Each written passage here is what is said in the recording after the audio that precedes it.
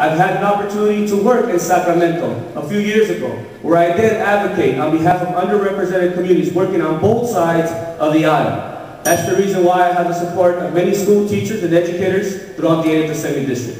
Thank you. All right, thank you. Mr. Jeandron, same question. This election just can't be about Republican and Democrat. This election just can't be about where you're born, where you're from, the language you speak, your culture. This election has to be, and your vote has to be, for someone who is going to go to Sacramento with leadership, and someone who has already proven their leadership. I have proven my leadership because I started off with that police department as a records clerk, and I worked my way up through that organization and became the police chief. So it's already proven. I have the experience that's necessary to go to Sacramento, and I have a history of being a consensus builder. You can check out my website, you can see that I have reached across party lines, and I have Republicans and I have Democrats who've come across and endorsed. I work with 4 very devout Democrats on my school board. All of them are in support of me. And I even have 3 of his own school board members from his school Democrats who also endorsing me as well. So I am a consensus builder. It's proven by my endorsement list. I'm going to go to Sacramento, and I am going to look for the middle ground and do best for the 80th Assembly. Thank you.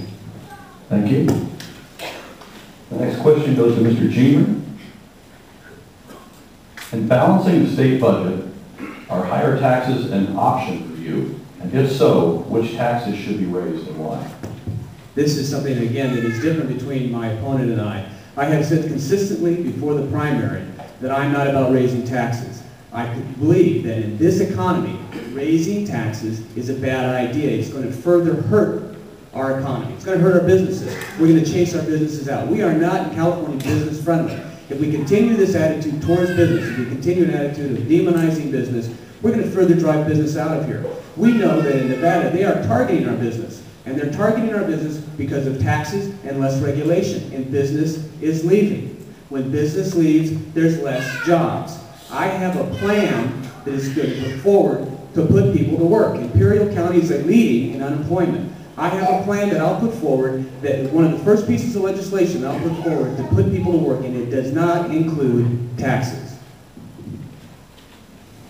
Thank you, Mr. Perez. The key question here is taxes for whom?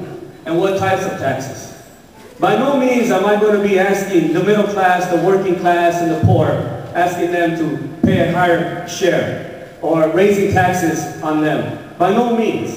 And I think that we need to be very specific when it comes to what kinds of taxes we're talking about. There are corporations that are shipping jobs overseas that have figured out the loopholes that are not paying their fair share. And I think they need to be paying their fair share.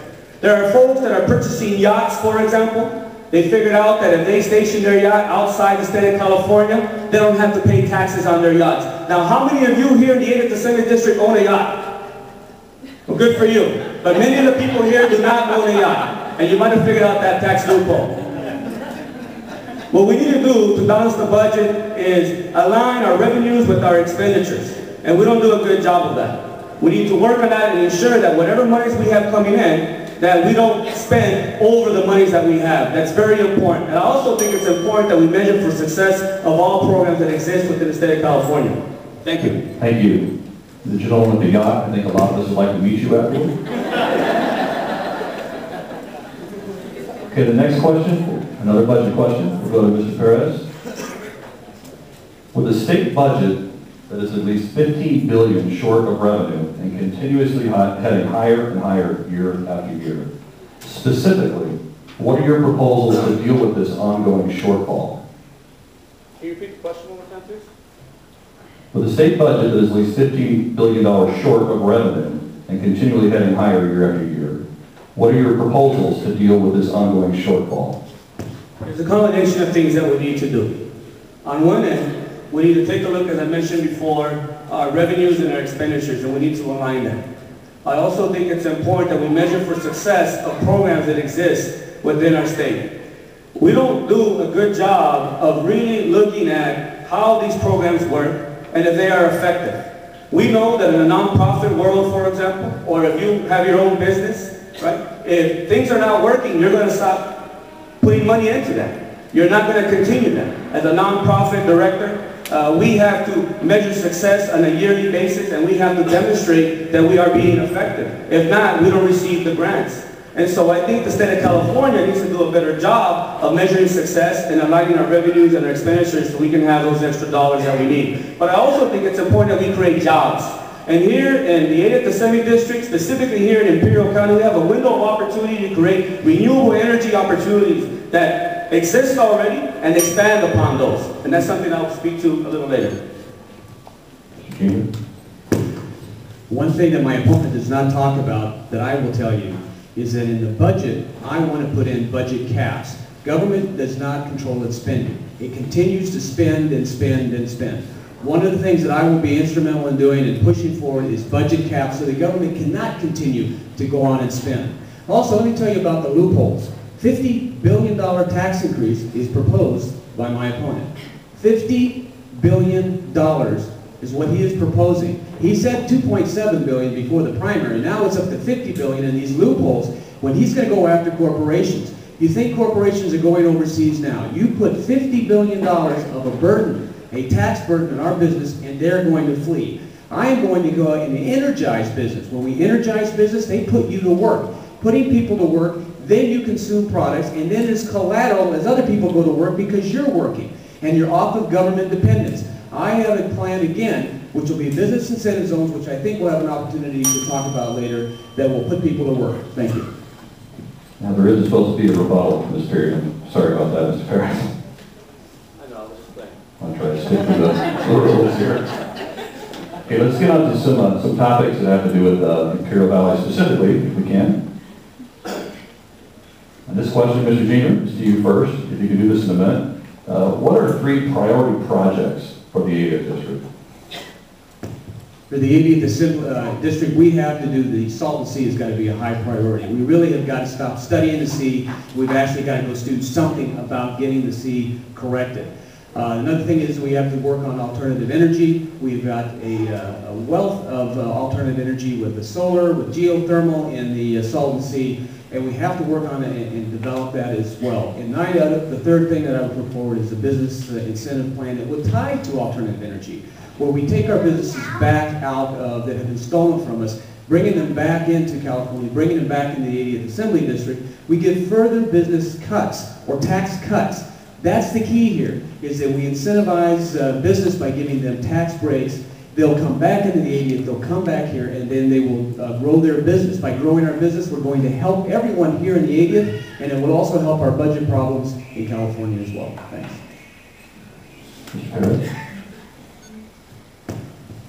I have a series of priorities that are major concerns. We talk about jobs in the economy. We talk about issues dealing with the environment. We talk about issues dealing with education, issues dealing with healthcare. But the number one concern that I kept hearing throughout the primary, as well as throughout the general, is the issue of jobs. And people are hurting.